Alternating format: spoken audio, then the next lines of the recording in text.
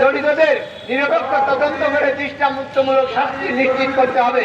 2, বাংলাদেশ ব্যাংকের রিজার্ভ চুরি, ব্যাংকের ভল্টের স্বর্ণ সংক্রান্ত অনিয়ম এবং তছরূপ এবং শেয়ার বাজার কেলেঙ্কারি পূর্ণাঙ্গ তদন্ত করে দায়ীদের বিচারে আওতায় আনতে হবে। 3, পাচার অর্থ দ্রুত দেশে ফিরিয়ে এনে জাতীয় অর্থনীতিতে শক্তিশালী করার কার্যকর উদ্যোগ গ্রহণ করতে হবে।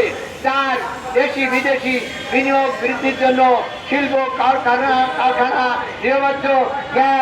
নিরবিচ্ছিন্ন গ্যাস ও বিদ্যুৎ সরবরাহ করতে হবে।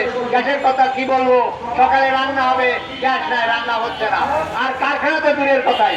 তাই গ্যাস সরবরাহের জন্য আশু ব্যবস্থা গ্রহণ করতে হবে। 6, শিল্প কারখানা ব্যবসা প্রতিষ্ঠান বিনিয়োগকারীদের সার্বিক নিরাপত্তা নিশ্চিত করতে হবে।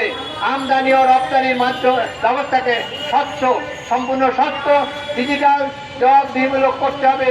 ওভার ইনভয়েসিং আন্ডার ইনভয়েসিং মাধ্যমে অর্থ পাচার বন্ধ করতে হবে। জানেন, অর্থ পাচারের সবচেয়ে বড় অন্তরে হচ্ছে আন্ডার ইনভয়েস এবং ওভার ইনভয়েস, এর মধ্য দিয়ে এদেশের টাকা চলে যায়।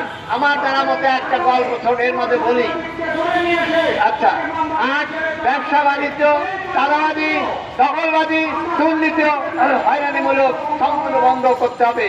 9, আধুনিক সড়ক রেল নৌ বন্দর ভিত্তিক যোগাযোগ কাঠামো গড়ে তুলে উৎপাদন ও পরিবহন ব্যয় কমাতে হবে। 10, বন্ধ শিল্প কারখানা দ্রুত চালু করে নতুন কর্মসংস্থান সৃষ্টি ও কৃষি ও শিল্পের বিকাশের মাধ্যমে বেকারত্ব হ্রাস করতে হবে। 11, জনগণের আমানত নিরাপত্তা নিশ্চিত করে ব্যাংকিং খাতের প্রতি আস্থা পুনঃপ্রতিষ্ঠা ও স্বচ্ছ জবাবদিহিমূলক বিনিয়োগের অর্থনৈতিক পরিবেশ গড়ে তুলতে হবে। আমি ব্যক্তিগতভাবে একটা গল্প বলি আপনাদের, যে বিদেশে টাকা কিভাবে